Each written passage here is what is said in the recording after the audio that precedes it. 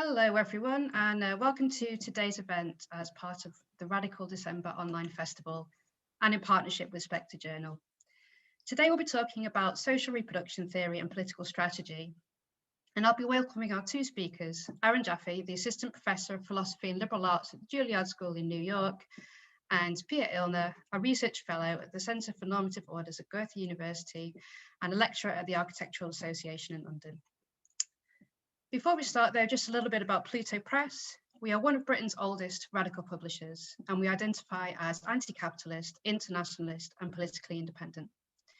If you haven't already, do visit our website at plutobooks.com to take a look at the kind of books that we publish. We're currently running a holiday sale where all books, including the two by the speakers tonight, are 50% off. And if you do like this event, do subscribe to our YouTube channel so you'll be notified when we go live again. Chairing tonight will be Marxist historian and prolific activist Tithi Bhattacharya, Professor of South Asian History at Purdue University and on the editorial board of Spectre. She's also the series editor of our book series, Mapping Social Reproduction Theory, which includes empirical investigations of the ways in which social oppressions of race, sexuality, ability, and gender are shaped by the processes of creating labour power for capital. There will be a Q&A towards the end of the event, so do pop any questions you have for the speakers in the chat and I'll hand them over to them. Okay, over to you, Tithi.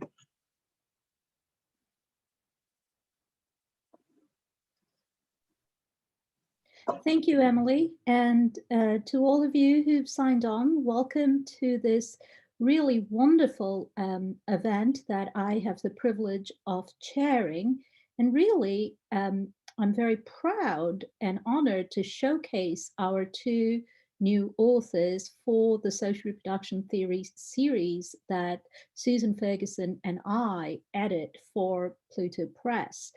If you have been doing work on SRT, or if you are thinking of starting work on SRT, I strongly urge you to check out the series. And if you have a manuscript for us, please do contact us, me or Sue at Pluto Press.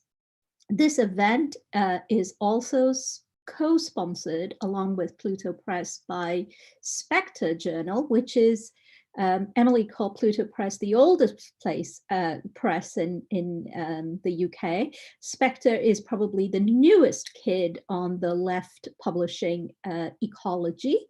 And I took on the role of editor of Spectre because, along with my fellow editors, David McNally, Charlie Post, Vanessa Wills, Kate Doyle-Griffiths, Cinzia Arruzza, and Holly Lewis, because I believed we needed a journal open to activists and theorists leading struggles against racism and police violence, organizing for migrant justice, fighting for gender and LGBTQ liberation, tackling the climate crisis, and of course, building grassroots organizing in unions, workplaces, and communities. This is a journal that obviously does not take support, financial commitment from McDonald's or any neoliberal institution. So this is also why I am asking for your financial support. You can donate right now at www.spectrejournal.com, and you can subscribe to the journal at spectrejournal.com/subscribe. Our second issue of the journal is just out, which has a brilliant review of Aaron's book, actually, by Cinzia Arruzza, which you shouldn't miss, but it has two excellent feature articles on race and migration, one by Robin Kelly and the other by Nandita Sharma, interviewed by our fellow editor, Zachary Levinson. So with that said, we believe that the moment is ripe for developing new, intensive, internationalist, Marxist-feminist, anti-racist, and concrete analysis of events and staging debates and interventions in these areas, which is why there is no better place for us to start than with the two authors that we have on the panel today, Peer and Aaron. And without further ado, please welcome Peer Illner, who will be talking about his excellent book, Disasters and Social Reproduction, Crisis Response Between the State and Community. Yeah, thanks so much, Tithi, for the kind introduction. It's a real pleasure to have published this book in the Mapping SRT series that Tithi and Sue Ferguson so masterfully edit over at Pluto. And it's an equal pleasure to be here today to talk to you all about this book and about Aaron Jaffe's book. The book has arrived. I can show it to you a second. This is how it looks like. I'm super happy that it's been shipped out to me. For the last book launch I did at Historical Materialism, I hadn't yet received my copies. So it's good to put a book to the, or a face to the book, or a book to the face, or whichever way you want to look at it. So in the next 15 minutes or so, I'd like to talk about, run you through the context that gave rise to this book, run you through the main themes, and then give an overview of the chapters. So very concretely, the book emerged from my work done at a disaster research center, where I worked alongside sociologists, anthropologists, and legal scholars, all working around kind of contemporary and historical natural and man-made disasters. And my starting point really for the book emerging from within this context was twofold. First, I felt that it was really important to contradict a still widespread assumption about disaster, which is reflected back at us all the time, I think, by conservative politicians, by the media, which is the idea that when a disaster strikes, a disaster plunges us into a kind of Hobbesian state of nature where people turn against each other, they behave violently, they steal from each other in order to get ahead of each other to survive. So this is a kind of assumption of disaster, I think, which is really widespread and which I wanted to debunk with this book. Because instead, as countless empirical studies of disaster situations show, it's actually the opposite that is true, right? So in disaster situations, people mostly cooperate exceptionally with each other. They engage in mutual aid, they help each other, they assist each other, and they generally show huge degrees of solidarity.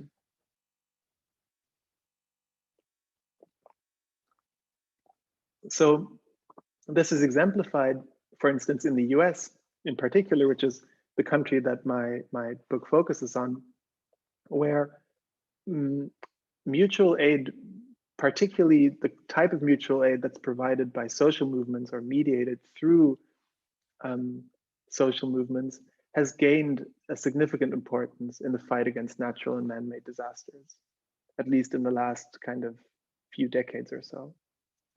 So to give you an example, and people will, I think, be familiar with these, during the 2012 superstorm Sandy on the East Coast, Occupy Wall Street provided a disaster relief effort, which came to be known as Occupy Sandy, which in fact constituted the largest relief organization on the ground, far surpassing the efforts of the Federal Emergency Management Agency, FEMA, and of the Red Cross.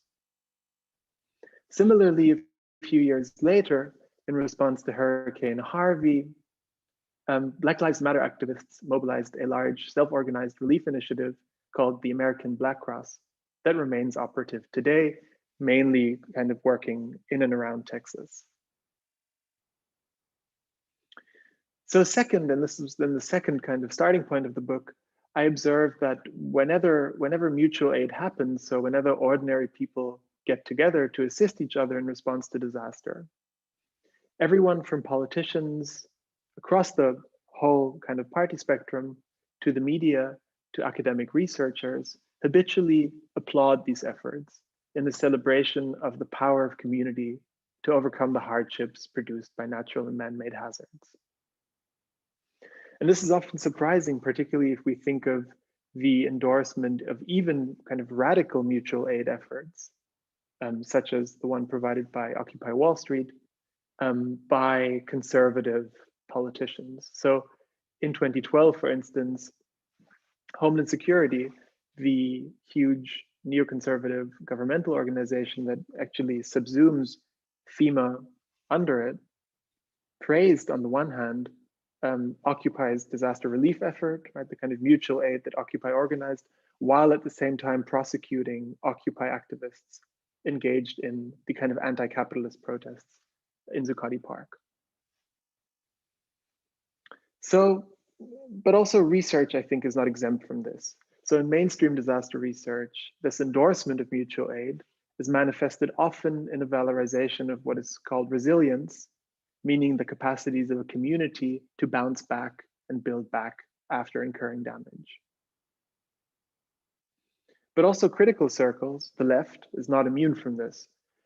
I see this attitude perhaps best exemplified in a book by Rebecca Solnit called A Paradise Built in Hell, where she juxtaposes the warmth of community cohesion, kind of community organizing, is juxtaposed with the destructions wrought by capitalist disasters. And the power of community is seen as resisting this damage. And so the book asks, what is lost in this kind of intuitive, homogeneous endorsement of mutual aid, right? So mutual aid is the predominant reaction to disaster, I argue. However, it seems kind of surprisingly unproblematic, even if it comes from radical sources or radical circles that seek to really affect social change. And then the question is, why is that, right? Why is this not really seen as more problematic or more threatening? So I argue then that there are two blind spots in what we could call the standard account of disaster and disaster relief. The first blind spot concerns the very definition of what a disaster is. So in the standard account, this is the account that I encountered working at a disaster research center and in the kind of following work on this, a disaster is mostly framed as a moment of sudden interruption and disruption to an established rule, after which the goal is to return to normality as soon as possible. In disaster studies, this is often explained through the term vulnerability, where a preceding qualifier always expresses what a particular community is vulnerable to, right? So you will know this from kind of accounts of disaster, where health vulnerability, for instance, or technological vulnerability or infrastructural vulnerability can all be seen and are all narrated as having hastened or caused a community's exposure to disaster. Instead, my book suggests an expanded notion of vulnerability that results from the reproduction of class society under capitalism, in which some groups, for instance, the working class, you could think of racialized people, suffer a persistent disadvantage in everyday life rather than merely in cases of spectacular disaster. So the vulnerability that the notion of vulnerability that I advance in the book is a kind of endemic vulnerability rather than a circumstantial vulnerability. I believe that the standard notion of vulnerability misses the systemic nature in which our mode of production and reproduction makes populations vulnerable, not only to momentary disaster, but in everyday life. Paraphrasing the geographer Ruth Wilson Gilmore, who appears at several points in the book, we can say that disasters highlight the production of group differentiated vulnerability to premature death, rather than characterizing populations' day-to-day life, rather than representing its exception. This is the first blind spot that I see in the standard account of disaster, which concerns the definition of disaster itself. The second blind spot then concerns disaster relief. As mentioned before, the standard account tends to frame community-run disaster relief, or mutual aid, as driven primarily by affective motives, such as solidarity or charity, rather than framing it materialistically as work or labor. It is therefore, I argue, unable to see how since the 1970s, the US government has rolled back its emergency aid programs, in fact, relying increasingly on community efforts to fill the gaps in its service provision. So in order to critique the standard account, I developed a social reproduction approach to disaster that understands disaster relief specifically as a form of reproductive labor. And I think this is where my book slots in nicely with the ambition of the Mapping SRT series to really mobilize and harness social reproduction theory as a methodology to mount a substantial and powerful critique of capitalism. So if we then understand disaster relief as reproductive labor, we can periodize who has historically carried out this type of work, which gives us, I argue, a better understanding of the role, the economic role of mutual aid today. Because, and I will spend some time now to outline this, there's been a seminal shift in the responsibility for disaster relief away from the sphere of the state towards the sphere of civil society. The remainder of the book then analyzes how this shift happened by looking at the management of social reproduction at large, and in particular, the social reproduction of disaster relief in relation to the state and civil society in the last 100 years. So it spans a rather large timescale. And I'd like to, for the sake of kind of staying concise, just zoom on two moments here that are particularly important in my account. So on the one hand, I zoom in on the 1930s, a series of hurricanes in the 1930s, where the American government under the New Deal first decided to integrate disaster relief into its repertoire of emergency aid programs rolled out to ease the effects of the Great Depression. It was a very interesting moment when disaster relief first becomes federalized. It first becomes provided on the federal level under the New Deal. And New Dealers, interestingly, when they talk about disaster and the Great Depression, there's a constant slippage where they in fact frame aid services which are provided for economic hardship in the same vocabulary that they use for aid services incurred against nature. So this allows them, and I go into this in the book in kind of quite some detail, this allows the New Dealers to actually frame the Great Depression as a natural disaster, as a natural contingency, rather than to address it head on as a systemic crisis of capital accumulation. So while this, of course, is primarily kind of rhetorical, the way that New Dealers argue for the extension of emergency aid in the Senate, I think it is important in the way that disaster aid is subsequently conceived of. So while obviously benefiting the American population as a whole, and disaster victims in particular, I think it's also important to point out, and I demonstrated in the book, that this extension of what I call state-led social reproduction also benefited, and actually in no small measure, real estate boosters in hazard-prone regions, particularly in Florida and California, by making these regions, by developing these regions, by providing infrastructure assistance, by providing insurances, and in effect by providing hotel operators in Florida and California with the opportunity of kind of building back after a disaster. So the point that I'm making here is that more often than not, state-led social reproduction tends to have a kind of keen eye on business where it actually works hand in hand with capital, while of course also having some beneficial effects undeniably for the population at large.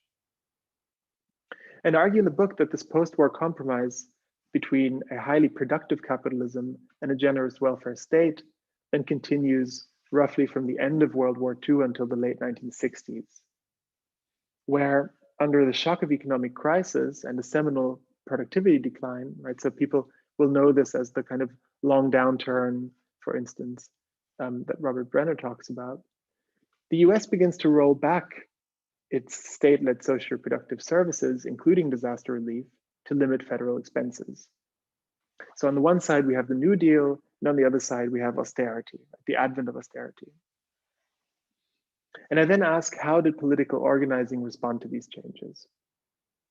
And the 1970s are important here to me for another reason, because it is here that I locate the template for self-organized disaster relief, right? Or self-organized kind of mutual aid initiatives in the survival programs of the Black Panther Party that contemporary mutual aid initiatives often hark back to. So this is a constant reference point that is even today made by radical activists providing mutual aid, or the survival programs of the Black Panther Party.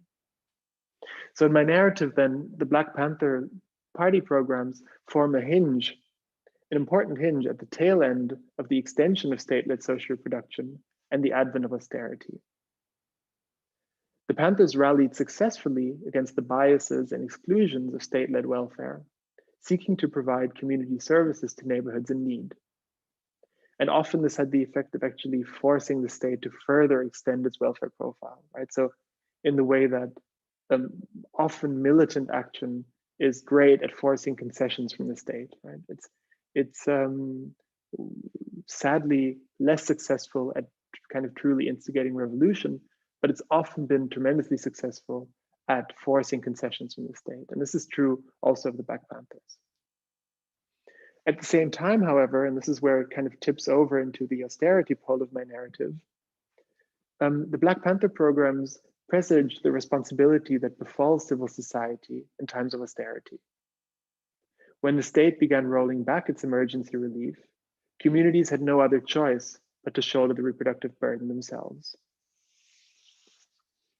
Borrowing the vocabulary of the social reproduction theorists Maya Gonzalez and Jean Netton, particularly citing here piece and endnotes that they published, we can argue, as I do in the book, that there's been a process of what the authors call abjection, right, regarding disaster relief, in which a type of reproductive labor formerly shouldered by the state as a waged activity is cast off and returned to the unwaged sphere of civil society, where it becomes, and this is really an important point, invisible as labor and only remains visible as kind of mutual aid motivated by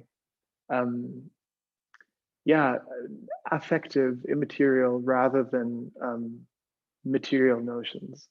And I think this is a problem. And the remaining case studies then look at how this dynamic unfolded and has unfolded since the 1970s, addressing, for instance, the 1995 Chicago heat wave, in which community organizers were increasingly incentivized to work with the government, right, under Clinton policymakers, to the 2012 Superstorm Sandy, in which, as I already mentioned, Homeland Security actually went as far as directly endorsing the anarchist-inspired relief effort by Occupy, because it absolved the state from stepping in to kind of actually provide relief to this disaster.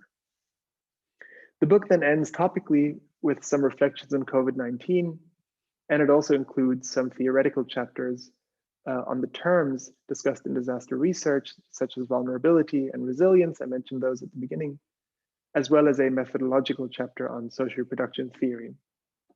And I'm happy, obviously, to talk about these as well, if there are any questions. But that's the book. And yeah, I look forward to talking about it.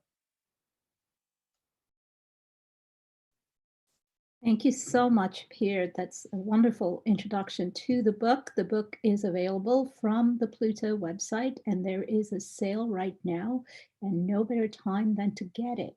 And I think Peer leaves off perfectly at the spot where we want to know more about strategy and political organizing. And so we have next Aaron Jaffe on social reproduction theory and the Socialist Horizon, work, power, and political strategy. Take it away, Aaron. Hello, everyone. Thank you for being here, and thank you for the introduction, Tithi, and thank you, Peer, for wonderful analysis of the book. I'm almost done reading it, and I highly recommend everyone purchase it. It's a strong work, and it'll certainly be necessary reading in the future. I'm really excited to talk today. I think it's fortuitous to talk about my book today, because the cover of my book is actually in the background women in Argentina who are demanding access to the right for abortion. And just today, the lower house in Argentina passed a law that would make it increasingly safe and accessible, because it would no longer be illegal to gain access to abortion. We'll see if that passes the upper house, but I think it's important to stress that that is not a gift that the legislature in Argentina gave. That is something that was accomplished That was something that was fought for by masses of women who were in the streets.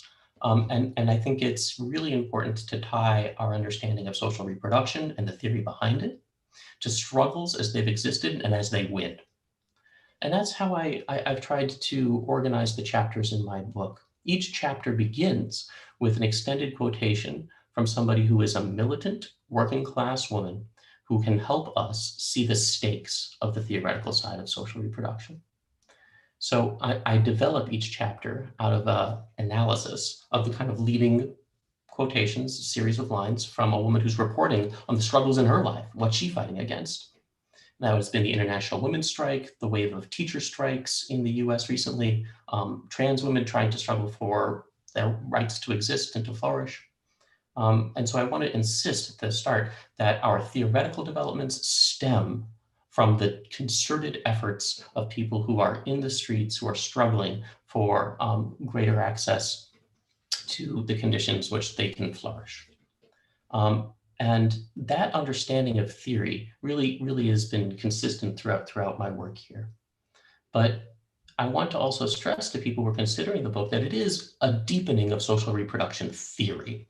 I'm a philosopher by training, and so the theoretical side of social reproduction was deeply interesting to me. I was really trying to synthesize a theoretical perspective that could help us appreciate what makes people's work, like Peer's work, so powerful in giving an account of the disasters and how they're socially reproduced and how the ways we respond to them hold promise, but also significant risks. The range that social reproduction as a theory has is really quite impressive. It can be used to understand disasters. It can be used to understand the form of the family, gender relations in the workplace, and access to bodily autonomy. It's tremendous. So I think a work that contributes to synthesizing the basis for the theory would be really important to highlight just how it has that range and how it has that range in a productive and helpful way for militants. So in this work, I try to show how SRT has a really wide descriptive range, but it's not only descriptive, it's also critical, or what we might call normative. It has political stakes behind it. It's not just describing the world clearly and effectively. It's saying, this is wrong, and this is what would be better. And so I think social reproduction theory is simultaneously descriptive and normative. And that puts a lot of theoretical burden on the structures of its concepts. So it's important to unpack them and see how it can support that burden. Finally, I think the theory side of social reproduction theory is not just descriptive and normative, but it's also prescriptive. It says that socialism would be good and we ought to pursue it. And it has some ideas about how we'll get there. So the idea that is underlying this book is struggle informs practice. Struggle and practice informs theory, that the range that SRT can cover is tremendous and helpful, that it is committed to criticizing a lot of what it understands, and that it has a source of value in the pursuit of socialism itself. And that's what I've called the Socialist Horizon of emancipation throughout the work. And I think the way to start in explaining how social reproduction theory can do all of that is to be really centered in what labor power means. Now, from a leftist perspective, labor power is the totality of all of our spiritual and physical capacities that we can use to accomplish what we want in the world. It can be any and everything. So when we are working in an industrial factory, we're exercising our labor power. When we're caring for our loved ones, we're also exercising a labor power. And one of the things I think Pierre and I agree on is that labor power is a really transhistorical, broad conception that allows us to figure lots of different human activity. Now, what's interesting to me as a theoretician about labor power is that power is never the kind of thing that is fully expressed in the ways that it's actualized. That's another way to say that is that our powers are never revealed in what we actually do in their expression. We could always have done things in a different way. Powers are multiple, powers are diverse, powers can be realized in an infinity of different ways, even though we only actually manifest them in one way. And I think SRT gains a critical lens when it thinks about our labor powers as powers that can be realized in a diversity of ways, but which are constrained to a relatively narrow manner of expression by capitalist social relations. So we could be organizing the satisfactions of our life needs in very different ways, and we're not, because we're beholden to the logic of profitability, and because we're beholden to this different ways that we're oppressed into the circuits of profitability by capital. So I think that that critical dimension is super important, and it stems from recognizing the plurality, the inherent plurality of our powers. Marx is really clear about this. He describes our labor powers as inhering in our living personalities. Our living personalities, embodied and fleshed and inspirited, are the ways that we express what we can be, what we wish, how we satisfy our needs, even our genders. And so those labor powers seem tremendously important and critical for Marxist analysis of capital, but also for normative commitments beyond them. Once we see powers as potentials, we gain access to what makes social reproduction theory such a powerful theory. Now, in the book, I develop a certain kind of worry that people, I think quite legitimately, might have given my stress on power. And that's the worry that if SRT is so committed to labor powers and to their free and full flourishing, then what can it say in response to legitimate concerns about productivism or ableism that would say those with lesser or different powers are somehow not normatively centered, or that we always must be exercising our powers, perhaps to environmental ruin, in order to satisfy SRT's normative commitments. Now, I think those are legitimate worries, and I think some versions of social reproduction theory can be criticized from those perspectives. But I don't think social reproduction theory in general is necessarily committed to falling by those criticisms. Now, my key to getting beyond them is to say that the very form our powers take, the very way that they're constructed, the very way that we conceive of them and conceive of them as valuable, needs to be subject to radical criticism itself. Social reproduction theory sees that our powers are produced socially and therefore historically, and change depending on our strategies for production. What we have as our powers influence and are influenced by the way that they're produced. Now that means that there's nothing inherently natural about any social determination of our powers.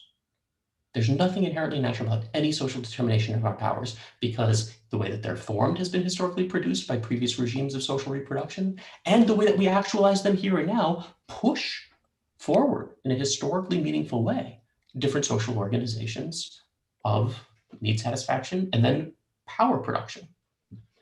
So by denaturalizing what our human powers are, we can throw into question the way that they're constrained into the logics of ableism, the way that they're assumed to be only oriented towards full productive realization.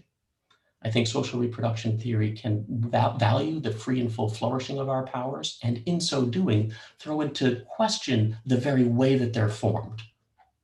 In other words, capital is not only constraining of our powers, but it is shaping them in contorted and stunted ways. And to overcome the constraint of our powers, we need a radically different social formation, one that doesn't limit us in the ableist logics and the productivist regime mindsets that have got us so catastrophically screwed over now. Now, because I think our powers are the kinds of things that we historically produce and reproduce, that means we always have the ability to realize them in new and different ways. And I think that that is one of the keys to social reproduction theory's power when it comes to thinking through gender. I think that some of the classical presentations in social reproduction theory, and here I have in mind Lise Vogel and Silvia Federici, do really excellent work of centering women's oppression under conditions of capital and how it historically developed. But I think that their conception of gender is a little bit lacking in that they don't see how gender itself and our possibilities for engendering ourselves are part of our historically produced capacities. So I wanted to pay attention to the ways that how our living personalities are embodied and informed can change over tremendous scopes of time, and that we always have some version of the ability to do that. moving forward. So there's a minimal capacity for freedom, even under conditions of capital, for gender expression, gender creativity. After paying attention to the different ways that gender can work, the different ways that we might be able to be freer if under non-capitalist social relations and gender expression, I pay attention to the ways that intersectionality and social reproduction theory are in some ways complementary, but in some ways slightly distinct. I try to make an argument for why social reproduction theory is a little bit more helpful for committed radicals than something like intersectionality, or at least intersectionality taken alone. Now, the argument I develop in that critical passage is that the way SRT, the way that people on the left understand class, can take on and really should take on an intersectional moment. We need to see that the working class is gendered, is raced, and is comprised of different abilities. And through that, we can see that the oppressions experienced by marginalized peoples inform their class experience and their class perspective. Tithi Bhattacharya makes an argument like this in the introduction to Social Reproduction Theory's collected volume that kickstarted this series. Now, what I think my innovation there is saying that the ways that our living and embodied personalities are constrained by the diminishment of our powers is in fact a part of our class experience. To be harmed, to be oppressed, even beyond the workplace, is to be harmed and oppressed in one's powers and capacities. And we have to take those to the labor market and exchange those powers for a wage, or we're excluded from doing so, in part because of the very nature of that harm. So the harms that we experience as racialized or as gendered or as otherly marginalized peoples are a part of the class relation that SRT can center so well. And in order to do that, we're going to need to pay attention to more than just the abstract logic of class. So there's an intersectional moment to class, but class remains still central in a way that I think for many intersectional theories, it risks not being. Finally, as promised, the political dimension and an approach to political strategy. I think social reproduction theory is committed to what I've called the Socialist Horizon. And by socialism, I just mean the totality, the set of social relations through which our capacities, our powers would be most free and most flourishing. Socialism is simply the set of relations, the set of institutions through which our capacities would be most free and most flourishing. And I think that we can get there. I think it's realistic to assume that we can get there. What it means to get there is going to depend on how you're embodied, the kinds of oppression you experience, and the nature of your class position. Now that is going to require a whole lot of solidarity, a whole lot of working together, and a whole lot of recognition of mutual difference, but a difference that requires solidarity and coordination for socialism for all of us. So I would say that the political stakes is that paying attention to the differently marginalized, to the multiply oppressed, is absolutely central to a class-based politics. I guess I'll end there. This is the moment when we would have rousing applause from the audience, and I am waiting for the day when we can get there. Thank you, Aaron and Peer, for those excellent presentations. The floor is open for questions from the audience, and I'm sure there are many. But I'll kick it off with some thoughts of my own. And, you know, I've learned so much from both of your books, and especially the way your books challenge us to think about SRT as a methodology, right? So when we first started talking and thinking about it, it was clear that this was an emerging field, and it is just amazing how both of your work has pushed us to think about our place in that field and to explore the contours of the field further. So having said that, I want to start perhaps, and I've just pulled up here one of my favorite sort of definitions that Peer alluded to, and I know Aaron is very committed to thinking through as well, which is Ruth Wilson Gilmore's definition of abjection, which is, and I quote, the state-sanctioned or extra-legal production and exploitation of group-differentiated vulnerability to premature death. The reason I want to begin to ask you to comment on this with this particular definition that Ruthie Gilmore's work so powerfully states is because of the first two categories that the definition uses, state-sanctioned and extra-legal production, right? So one of the things that Aaron, you so powerfully talked about is we are not able to develop our capacities under capitalism, right? So between us and the ability to do labor, ability to flourish, there exists capitalist social relations. And one of the key institutions is obviously the capitalist state. And here I'm reminded again of the sort of confluence of your work and Peer's work when Peer points out that FEMA is actually under Homeland Security as a department. So here we have give it with one hand and take it with the other, you know, sort of perfectly embodied in the capitalist state. But to come back to questions of where you ended, which is solidarity, which is also Peer's work, which is, you know, the question of mutual aid, solidarity. So my question, especially at this time of COVID, or rather comment that I would love to hear from both of you on, is we have seen a flourishing of mutual aid during this pandemic, right? We've seen Palestinian farmers leave food by the side of the road for people to have access to food. We have seen people, you know, sing across balconies for neighbors in order to simply, you know, help the community flourish, as Aaron, you so powerfully said, from the right to exist to the right to flourish, right?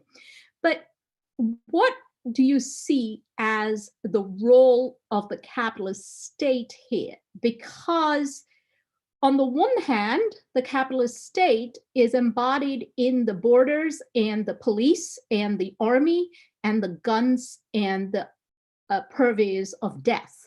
On the other hand, we want state intervention when it comes to social reproduction of our day-to-day existence. We want more money spent on schools and hospitals.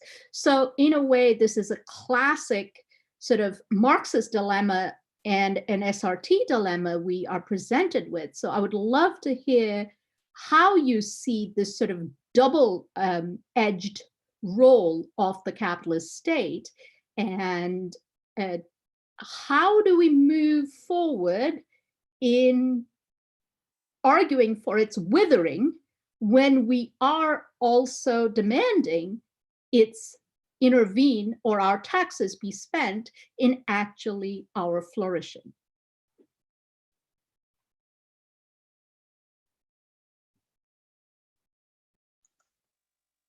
Yeah, obviously that's the important question. I mean, I'm not sure if normatively speaking, I mean, the simultaneous, what you're talking about, I guess, is the thing that is often manifested in radical movements. And I think in most of the radical movements that I address in the book, so from the Black Panthers to Occupy, is a simultaneous desire for the state, right, to intervene in an equitable and democratic and supportive way. A simultaneous desire for the state and a simultaneous kind of hatred or radical abolitionist attitude towards the state in its desire that the state should wither away. And I think this is something which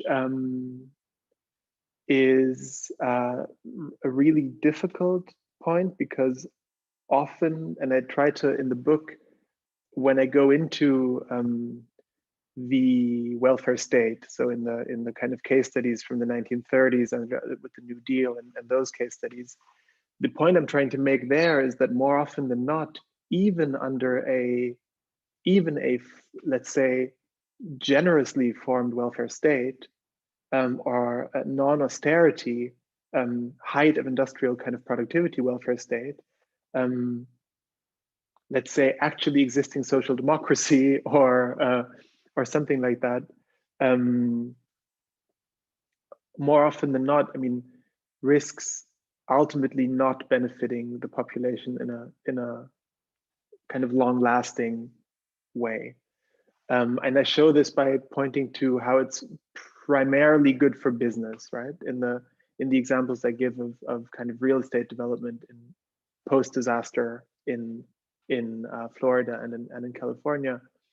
And also I think, and this is an argument that militants, communists certainly, kind of left communists, but also anarchists have often made, right? That a state-mediated form of equality, which tends to be a bureaucratic form of equality, is not enough. That's not the socialist horizon, right? Instead, anarchists and left communists and so on have always actually critiqued these formations for a bottom-up, let's say a bottom-up socialist horizon that would really be radically democratic, in that it doesn't prescribe to people in any kind of technocratic or authoritarian way how they should behave or allocate resources in a kind of centralized way, and so on. And I think that in this way, I'm inspired, often inspired by these critiques that see through kind of the ruses, if you want to call it that, the ruses of the welfare state.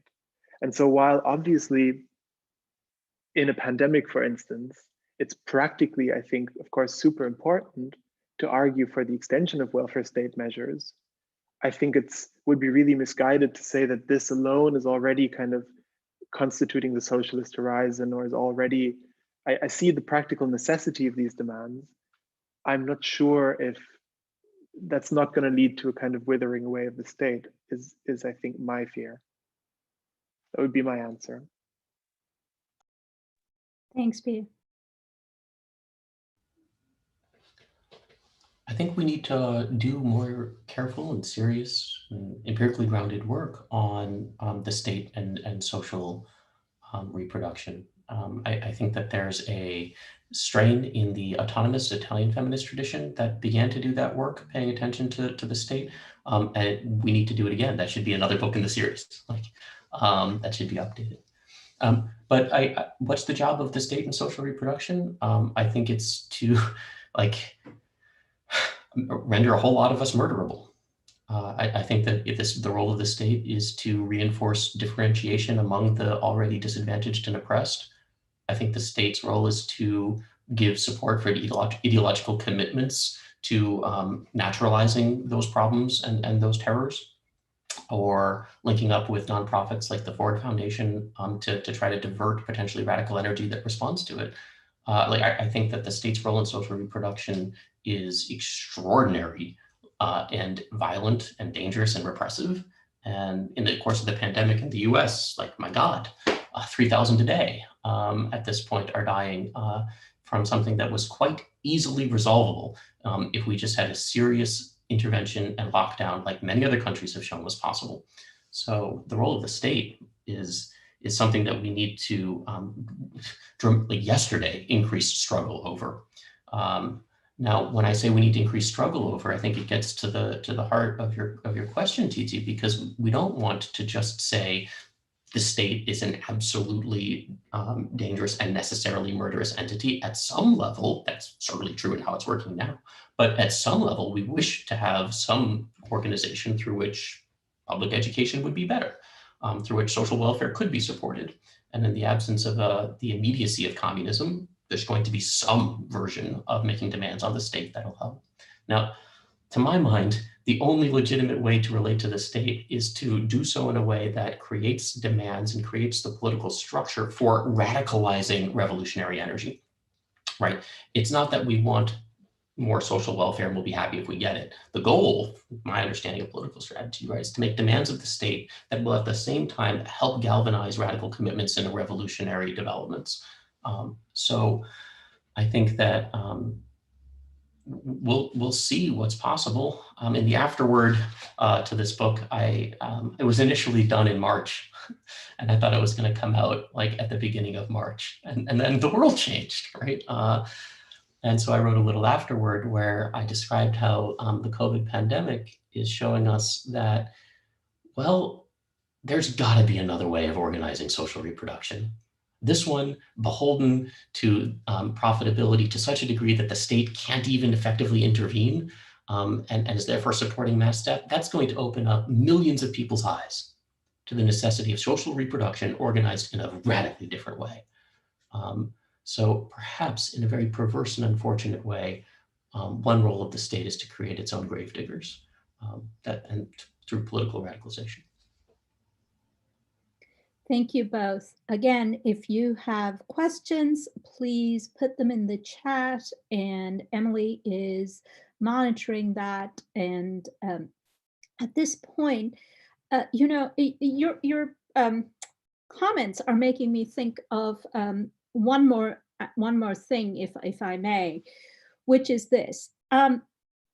Both of you talk very clearly and urgently, I would say, about political mobilization. Peer's book actually studies particular forms of political mobilization, and Aaron, as you said, your framework is how SRT is not just normative, but is also prescriptive, right? So in this current moment, one of the things I think SRT has done quite successfully, you know, we've been, all of us working in this project, we've done quite successfully, is sort of question and elaborate upon the definition of the working class, right? So I think it is not going to go unchallenged right now in the feminist and the Marxist organizing world to say that a worker is simply one who has a wage or holds down a wage, right? So I think that work, and we stand on the shoulder of many Marxist and feminist theorists who set it in place for us to make that argument quite strongly. But I think right now it is important for us to claim that as a sort of victory in these days of defeat, that, you know, we do not easily, people cannot easily pass off with a productivist wage-based definition of a worker, right? But this brings us again to the question of class struggle, in the sense of, you know, in my work, I have very clearly said that class struggle is not just struggle around wages and benefits in the workplace, right? So anti-police struggles are class struggles, or ecological struggles are class struggles, and so on.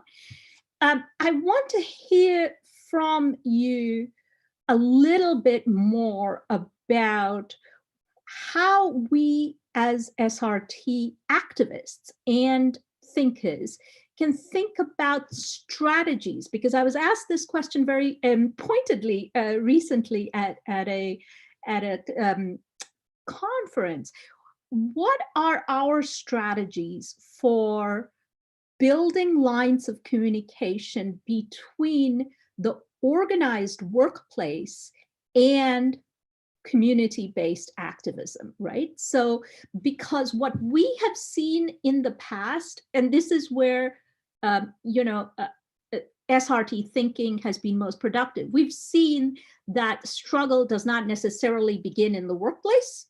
It can begin on the streets and then move to the workplace, or vice versa. It can begin in a workplace and then spread like wildfire and get to the street. But in the context, let's say, of police violence right now in the US, it was quite discouraging for us to see in the United States unions not come out in support of an abolitionist project, right? So some unions did mobilize, but there was nothing from the AFL-CIO, for instance. So as we argue so strongly as activists and theorists about this expanded notion of class struggle, how can we think about building those channels of communication and solidarity between wage-based organizing and non-wage-based organizing? And then I do have questions from the audience, so I'll just let you. Yeah, that's a good question, because I think that this possibility of organizing across waged and unwaged, or productive and reproductive spheres of work is often missed, right? I think that often these encounters are sadly not fleshed out. So one example I'm thinking of is the initiative that the disaster aid initiative, which was done by the American Black Cross, which is a Black Lives Matter spinoff, and the initiative that they did in Texas in response to Hurricane Harvey, where one of the efforts consisted in you could people could post online Amazon wish lists of items that were kind of daily use items that were really needed by people, and then you could log on and you could kind of buy these items and get them shipped to people in need. And so while this is obviously perhaps like effective, yeah, I'm going to interrupt. Could you repeat that last part, because you were frozen? Okay, right, sure. So the whole thing, yeah, I'll repeat the whole thing. I think that more often than not, sadly, the alliances that you're mentioning between waged and unwaged sphere of activity or productive and reproductive work, those alliances are often missed, I think. So from the disaster sector, one example that comes to mind is the initiative by the American Black Cross, which is the Black Lives Matter spinoff, and the activity that they did in response to Hurricane Harvey in 2017, which was that people in need, disaster victims, could post Amazon wish lists of things that they needed. And then people could log on to Amazon and kind of buy items for people and have them shipped out to them. And I think that while this, I don't know, I mean, I'm not actually, while this may have been effective on the level of getting, necessary items and goods to people, it of course completely neglected the sphere of struggles within Amazon itself and other kind of logistics providers in actually linking up with these struggles. In a, let's say, in an alliance that would really challenge the logistical industry as well, right? As campaigning against disaster vulnerability in Houston and in Texas. So I think that I'm familiar with many examples where these chances are missed. I think that's probably because we're still tied to, and SRT theory is partly responsible for this, because we're still, I think, overly tied to these distinctions, waged and unwaged, productive and reproductive, as being somehow, as it's being somehow like necessarily foundational to an understanding of social reproduction. Whereas actually, I think we witness if we look at the history of social reproduction, just how malleable these spheres are, right? From housework becoming increasingly waged, right? Provided by migrant labor as waged activity, to disaster relief becoming increasingly unwaged, for instance, from being. So I think that we're perhaps too attached to thinking about, and this is one of the things that I seek to also flesh out in the book, we're perhaps too attached to these binaries as being somehow foundational or necessary to our understanding of social reproduction, rather than to see them as instantiations of how social reproduction can be differently managed and has been differently managed throughout history. So I think that's what I tried to do in the book, is to look at the kind of how that changes over time, right? And I think housework is obviously one example which is really prominent, and disaster relief is another one which almost has the opposite tendency.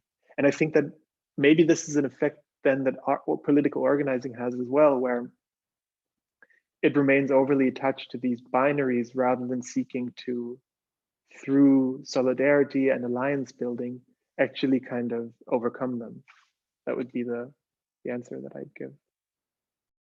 Thank you, Peer.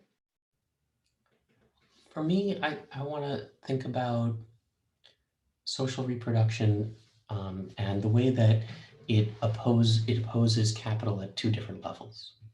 One is the logic of capital. And the abstract logic of capital is a system of valorization. It requires waged work that it extracts a surplus value from in order to valorize, in order to continue to accumulate profits. Now, when SRT objects to that, it objects to the very logic of capital, and it doesn't mark a whole lot of distinctions beyond the workplace or within the working class. And I think it's important to center what capital is at the most abstract register possible and be like, here's what's true of capital, however it's instantiated. And it's a problem because it constrains our living personalities by forcing them to work for profit, maybe even shapes our living personalities into what's maximally profitable for capital. That's one level. And another level is all the history that is extraordinarily nuanced and different and locally malleable according to tons of different pressures that are responsible for shaping our living personalities. And capital isn't just an abstract logic, it's also an abstract, it's understandable as an abstract logic, but it is also a set of social relations.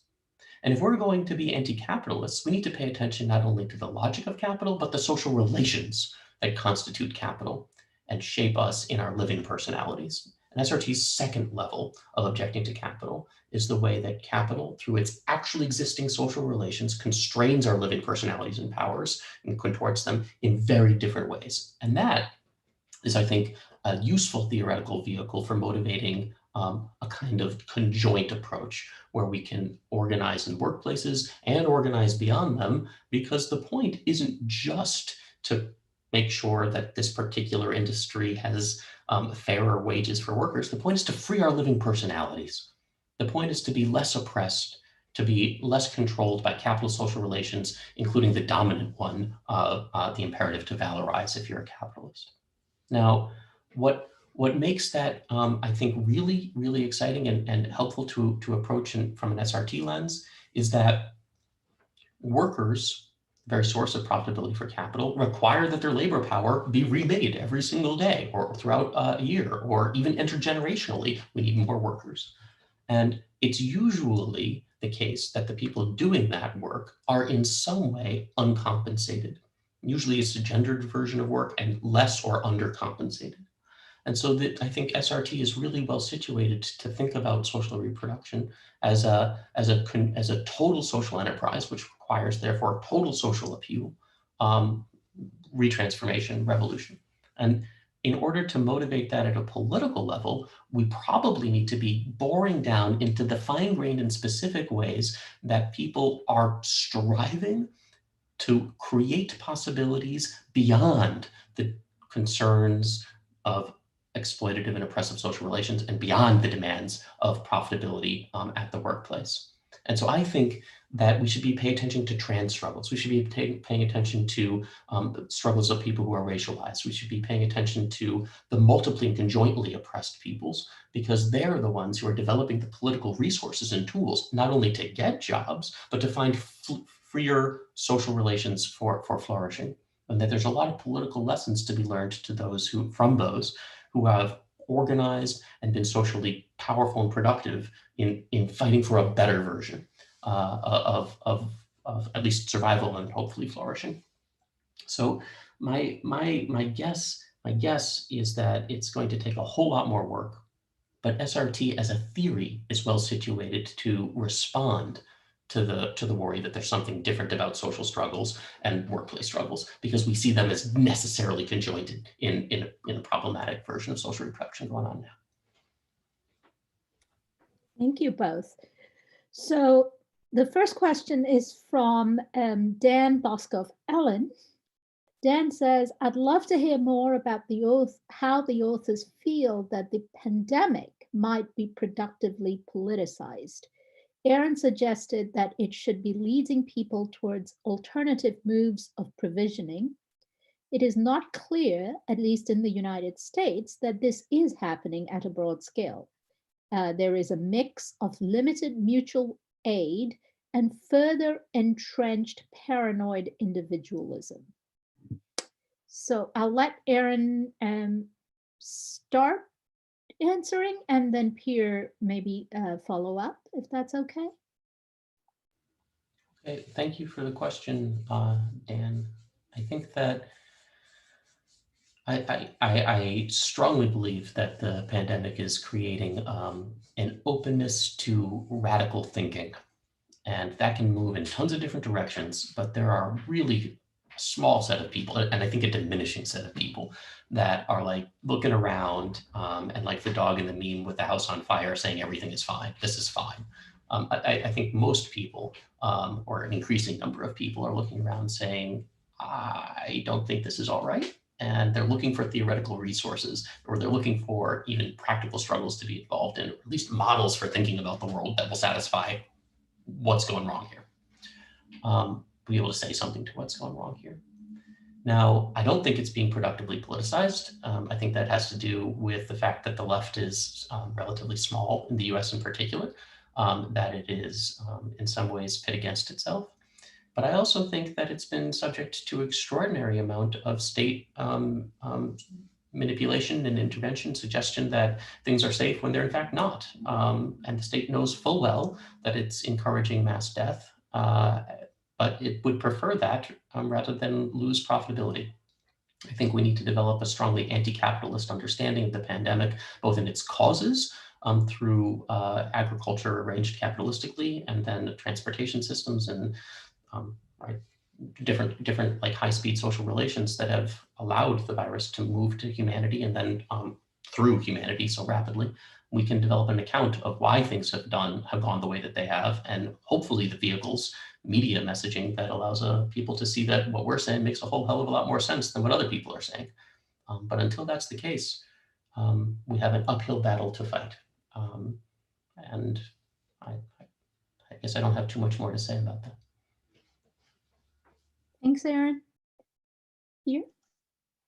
Yeah, I have, I'm actually, or at least I used to be in the summer, I was really hopeful about this, about the possibility of politicizing the kind of coronavirus pandemic, particularly in the United States, because there was a moment when around where there was a lot of momentum that actually connected the disproportionate health vulnerability of Black populations to coronavirus and to police violence around the George Floyd protests.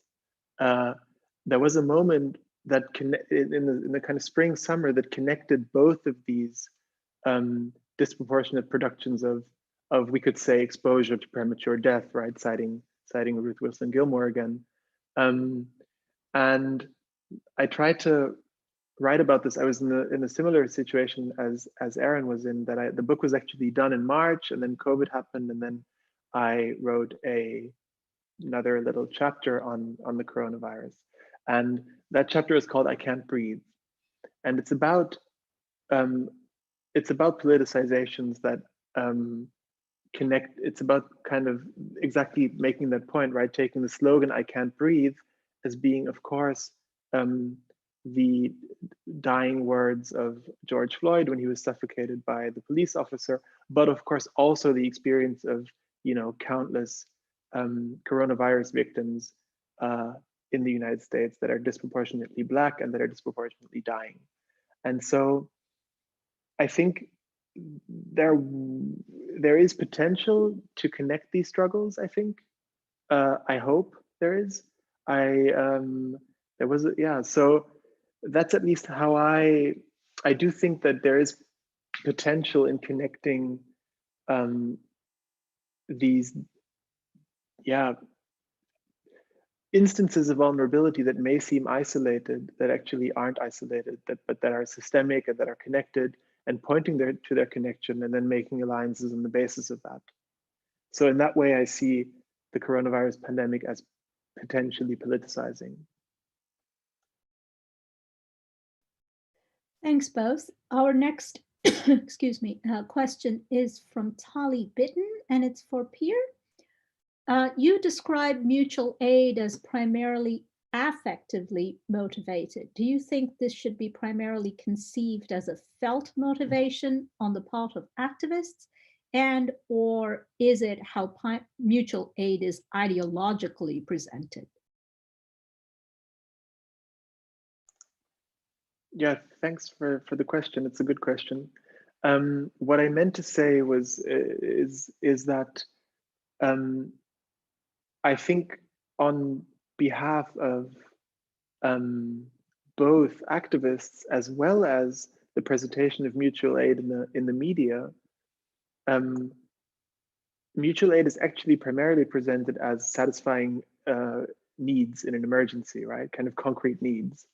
And I think activists who engage in mutual aid are, I mean, of course, you can see in the way that they mobilize, there's a strong attachment to solidarity, for instance, as a political concept, as a theoretical concept.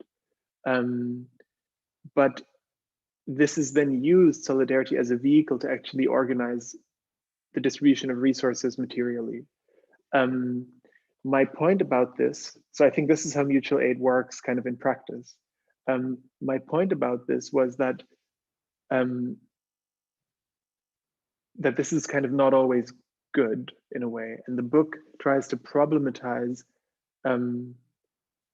instances or point to instances when, while mutual aid was being very effective, right? So for instance, in the Occupy Sandy case study, mutual aid was being very effective. It was actually Occupy, the largest by far relief provider in New York City at the time. Its very success was used in the following year to actually cut severely the budget of FEMA available for emergency relief. And so there was this harrowing study by Homeland Security where they say, this is great. You know, Occupy, we applaud Occupy. They did a fantastic job in saving neighborhoods, in assisting each other, in providing mutual aid. This means we don't have to do this anymore. And that's where I see, that's a moment of co-option, I think. And that's not easy to find solutions to that because of course that was never the intention of activists, right, who organized in this. But so my point about affective versus material arguments regarding mutual aid, I think that with hindsight, it became clear that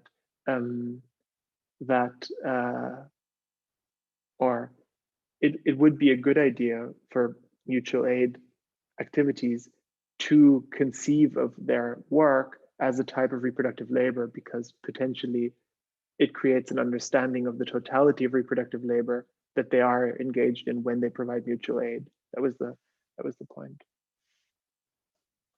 Thanks, Peer. Aaron, do you want to comment on that?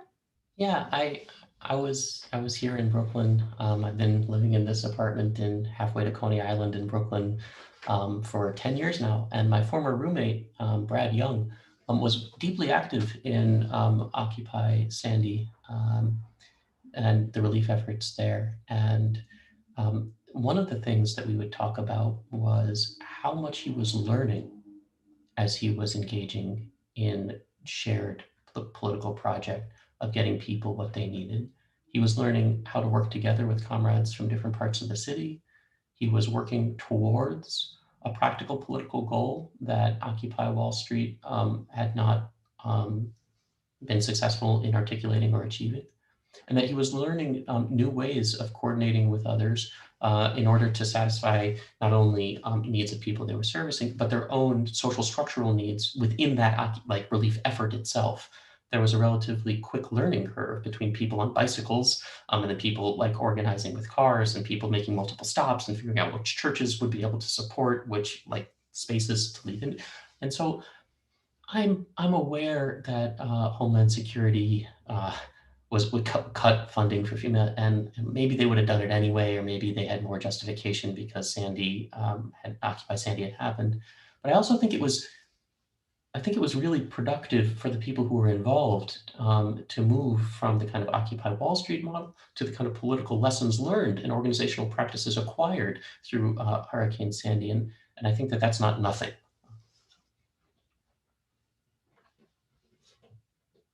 Great. Great, thank you. I mean, it also reminds me, right, that one of the most powerful aspects of the feminist strike is, or has been, that it is a refusal not just of wage work, but also unwaged work, which brings us to the very question of care, right? So one of the things that is a dilemma for waged workers who work in so-called caring wage work like nursing and teaching, that when they go on strike, it is considered uncaring of them, of their people. Whereas capitalism as a system, as you both pointed out, depend on the human instinct to care in moments of crisis and disaster, which is Peer's argument that it's not a Hobbesian state. In moments of crisis, human beings tend to reach out for each other. And as Aaron's book points out, that instinct of should be politicized, and that is should be the basis of a politics of solidarity, which is why the strike in the feminist strike is such a powerful tool, I think, that talks about a strike both in the workplace as well as we refuse to smile, we refuse to provide sex, we refuse to care for the system that refuses to acknowledge the flourishing of human beings. So I'm going to, this has been such a, I hate to use the word productive, but it has been such a generative conversation. And I'm going to let the both of you have the final word, and we'll go in the reverse order of the speaking. So I'll let Peer go first and then Aaron to go next. Before, and I literally mean that our speakers should have the final word.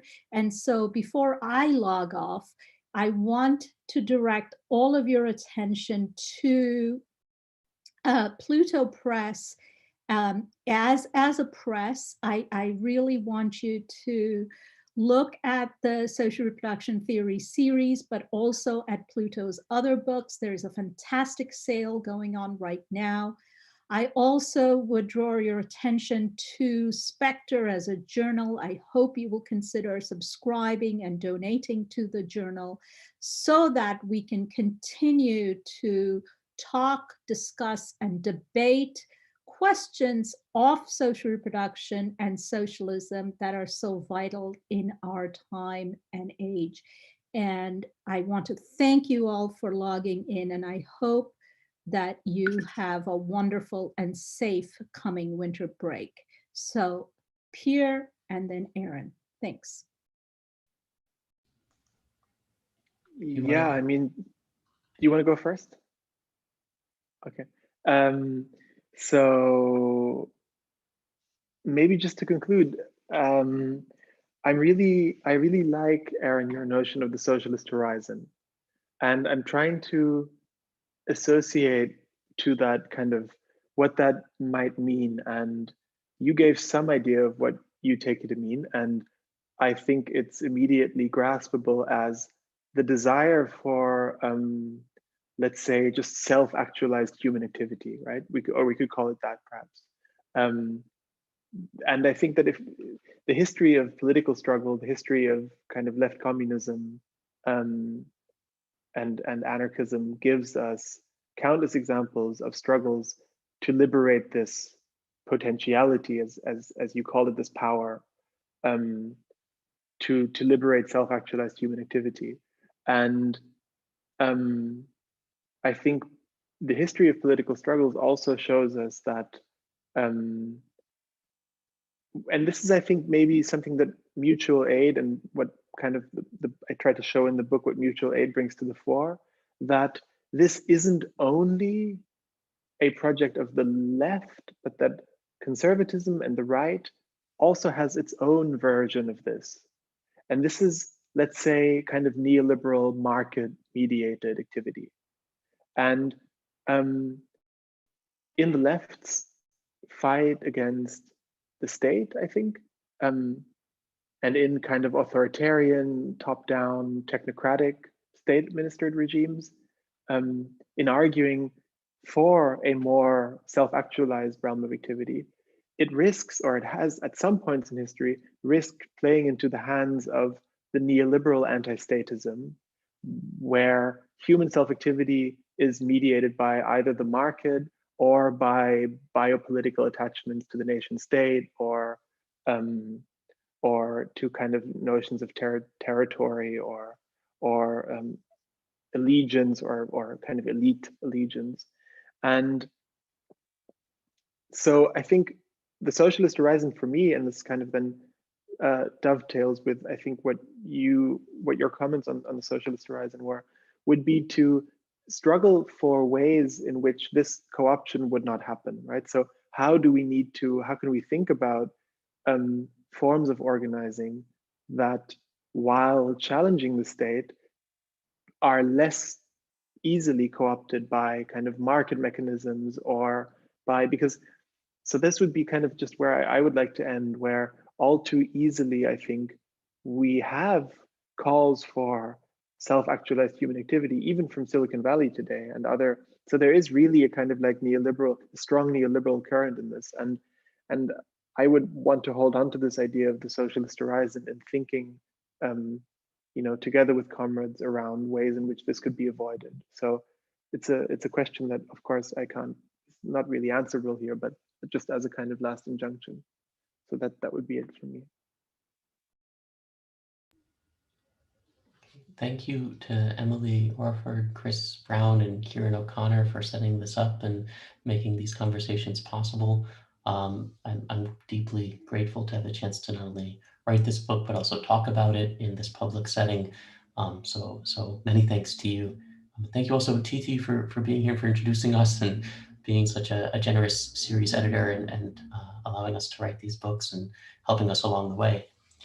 I think I'd like to close by saying that if you think of society not simply as a natural fact, but as something that we make and we continuously remake such that it has a history, then social reproduction theory is for you. Social reproduction theory is the theory about how societies are produced and continuously reproduced through our powers to do so. And it pays attention, I think, and it pays attention well to our powers to do so. What's going on with those powers? Where do they come from? How are they shaped? How could they be freer? And under what social organization of production would they be maximally free? And that's what I think of when I think about the socialist horizon of emancipation. Pierre did a very, very good job of explaining how I think about it. And we need to find ways to bootstrap ourselves through political struggle to the capacities for getting social relations in a way that our capacities themselves can be more freely arranged. That's a hard task. I'm optimistic about it, though. I'm optimistic because the pandemic cannot help but clarify to millions that there's something deeply, deeply wrong. And I, perhaps irrationally, think that in the United States, at least, millions and millions of people for the first time saw a police precinct burning down in Minneapolis and said, you know what, I'm okay with that. And they're not going to all of a sudden forget that just because Joe Biden, who wants to shoot protesters in the leg rather than the head, is president of the US.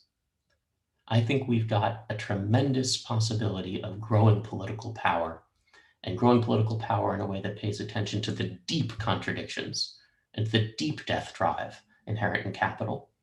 So that's the political lay of the land as I see it. And I think social reproduction theory as a theory is extremely well suited to the moment. It's got that variable lens to pay attention to big macro dynamics like the falling rate of profit and local specific dynamics about the ways surplus populations are racialized and the resistance that stems from them. So I'll end there.